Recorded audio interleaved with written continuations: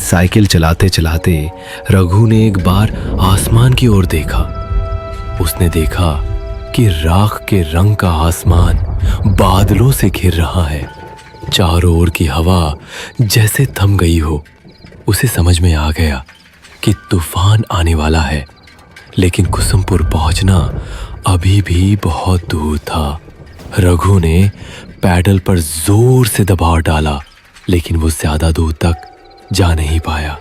अचानक जोर का तूफान आ गया, साथ ही लगातार तेज बिजली कड़कने लगी और थोड़ी ही देर में मूसलधार बारिश शुरू हो गई।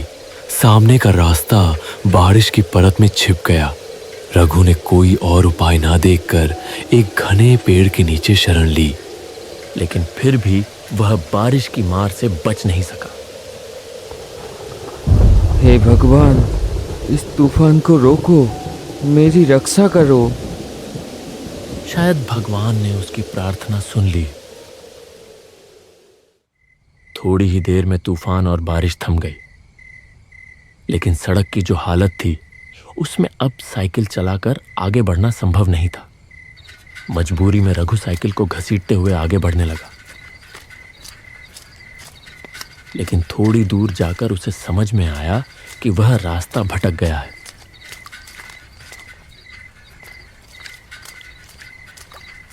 यह रास्ता कुसुमपुर का नहीं है। वह सोच में पड़ गया कि अब क्या करे। तभी उसके कानों में आवाज आई, क्या आप रास्ता भटक गए हैं? रघु चौंक कर देखने लगा। उसने देखा कि धुंधले अंधेरे में एक छाया मूर्ति खड़ी है। कौन हो तुम? मैं रतन हूँ बाबू। लगता है आप रास्ता भटक गए हैं।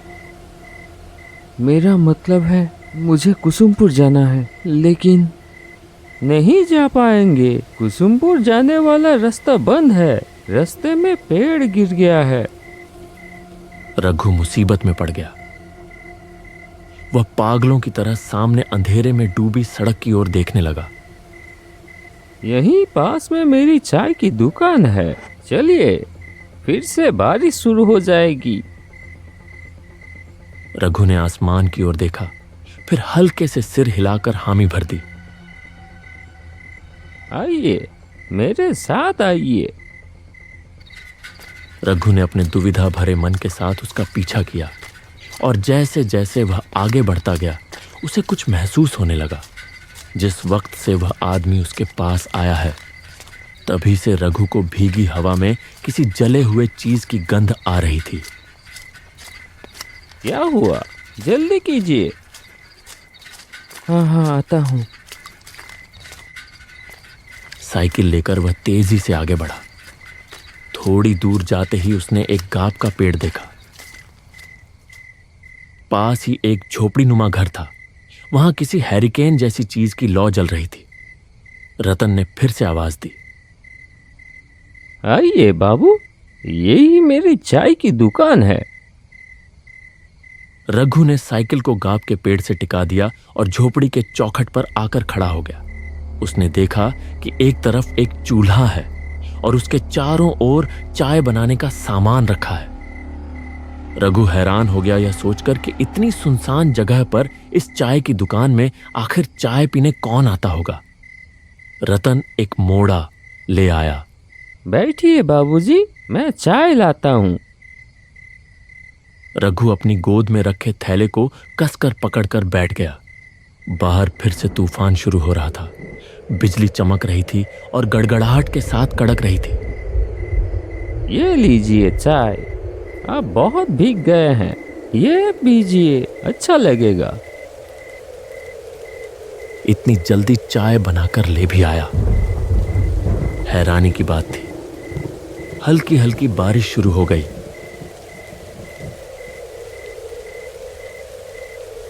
रघु चाय की चुस्की लेते लेते पूछ ही बैठा,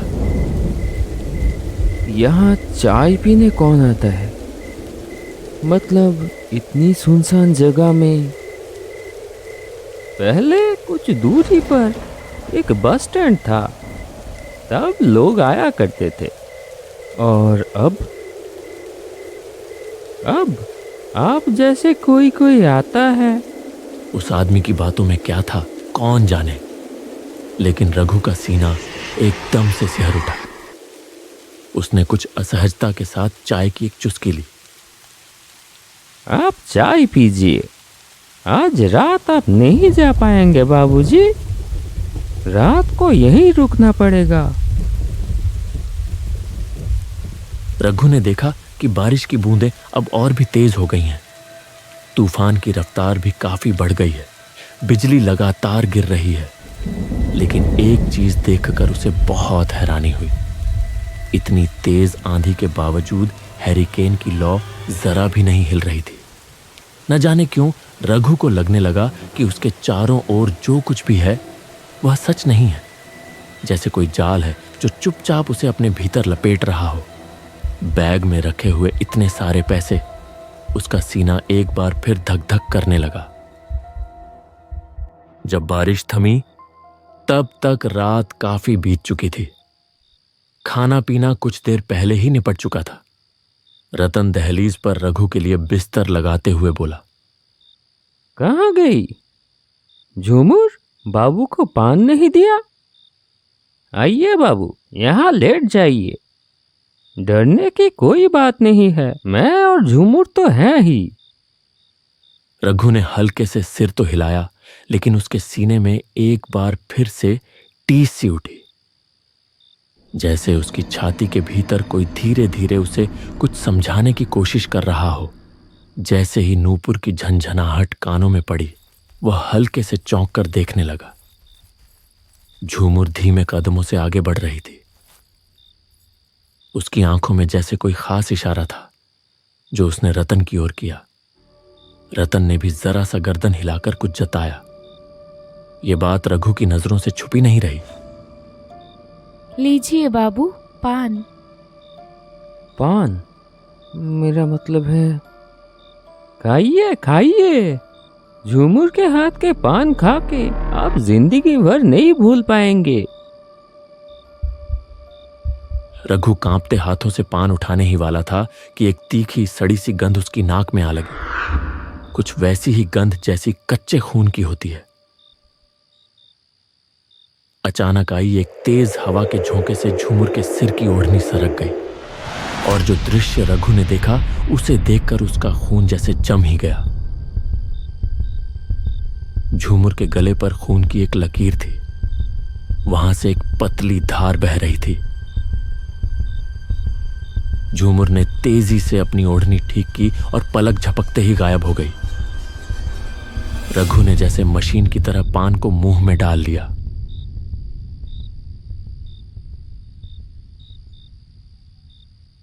रतन हैरिकेन की लौ धीमी कर कमरे के अंदर चला गया। रघु एक अजीब सी घबराहट और बेचैनी लेकर लेट गया। रात गहरी और शांत थी। केवल झिंगुरों की आवाज उस सन्नाटे को तोड़ रही थी। पास के किसी झाड़ी से एक भूखा सियार चीख उठा। फड़फड़ाते पंखों की आवाज के साथ एक काला उल्लू आकर गाब के पेड़ पर बैठा और अपनी डरावनी आवाज में बोल उठा। रघु का सीना बार बार कांप उठता रहा।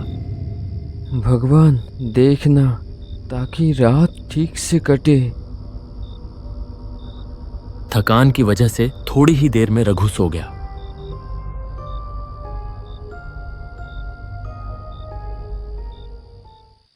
अचानक एक डरावनी चीख चारों ओर गूंज उठी।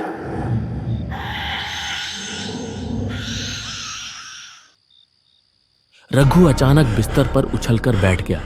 उसने पागलों की तरह इधर उधर देखा।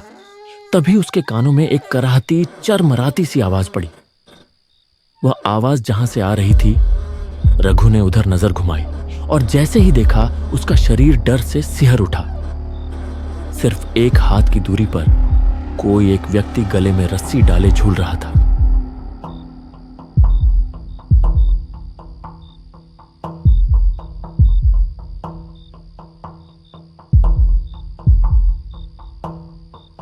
क्या हुआ बाबूजी? कोई बुरा सपना देख लिया क्या? रघु ने देखा कि झोपड़ी के सामने जो आंगन जैसी जगह है, वहां एक लगभग टूटे झुके बांस के मचान पर रतन बैठा है।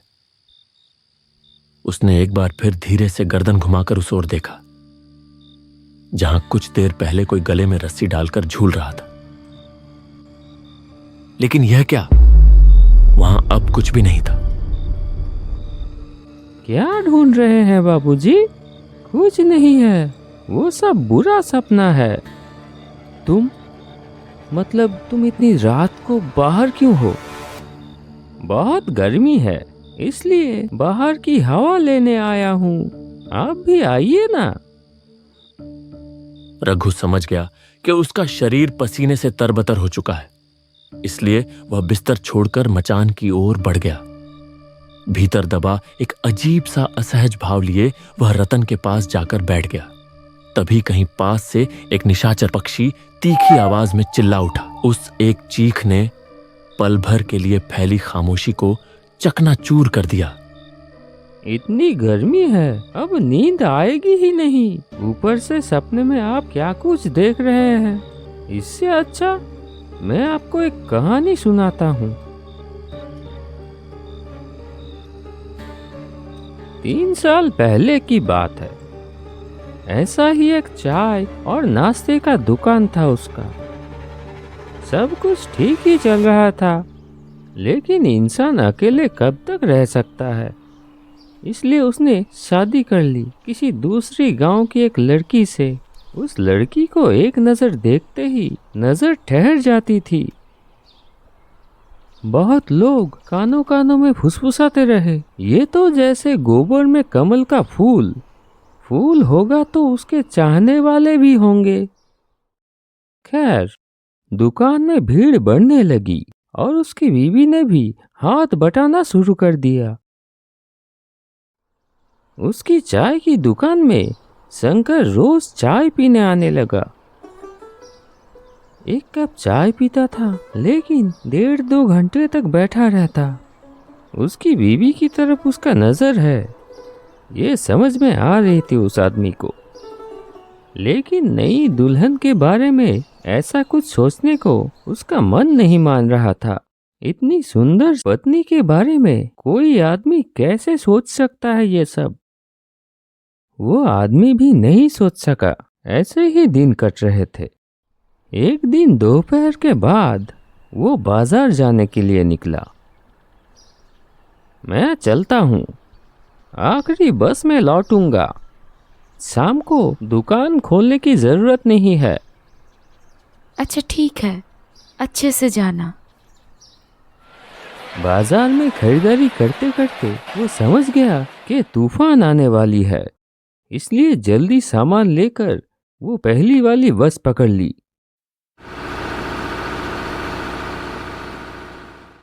जब बस ने उसे मोड़ पे उतारा, आसमान काला हो चुका था।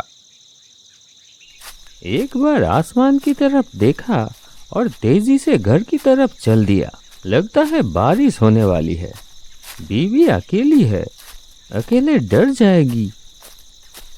लेकिन तब तक उसने सोचा भी नहीं था कि थोड़ी देर में क्या होने वाला है। आंगन में आते ही घर के अंदर से एक दबा दबा हंसी की आवाज आने लगी।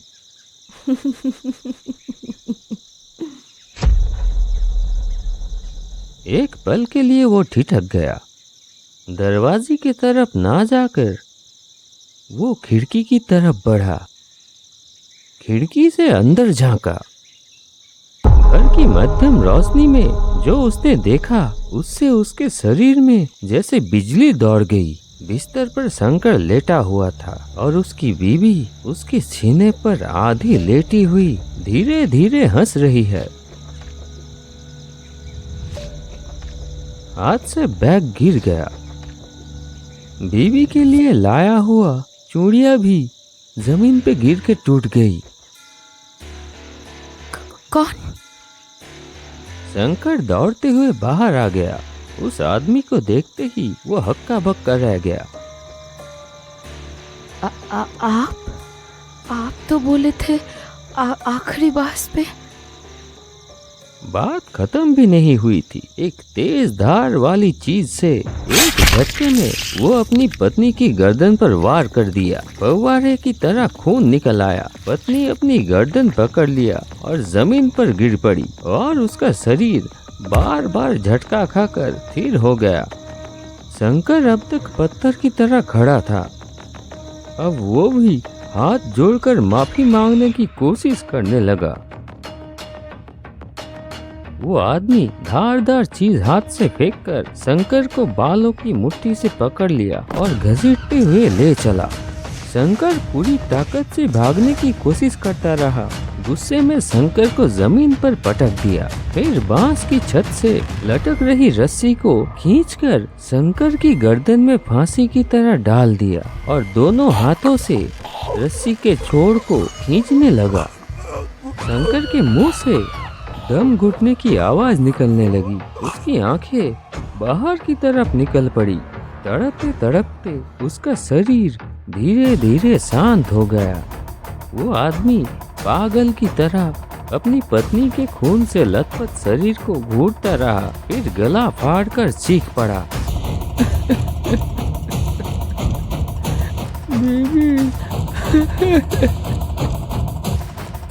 ऐसा क्यों किया तुमने? बीवी के शरीर के ऊपर उसने दांत भींच ली। आंखों से आंसू फूट पड़े।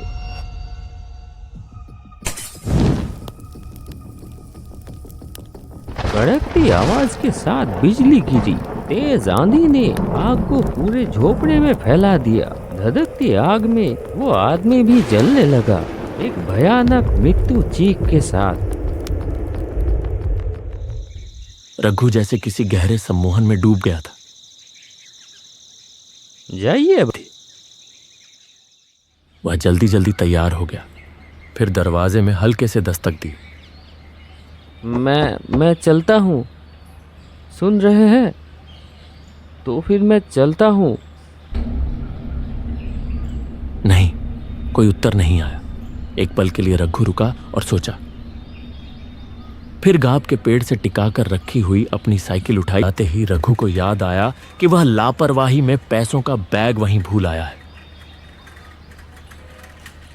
वह तुरंत साइकिल घुमाकर वापस उसी जगह लौट आया। लेकिन यह क्या हालत? वो झोपड़ी कहां गई? वहां तो अब सिर्फ एक अज्जली झोपड़ी का ढांचा पड़ा हुआ था। तो क्या कौन हो तुम? मैं झूठ। तेज हवा के झोंके से ओढ़नी हट गई। वही सड़ी सी तीखी गंध फिर से उसकी नाक में आ लगी। रघु की आंखों के सामने प्रकट हुआ एक औरत का भयावह खून से सना चेहरा। रघु होश खो बैठा और साइकिल समेत वहीं सड़क पर गिर पड़ा।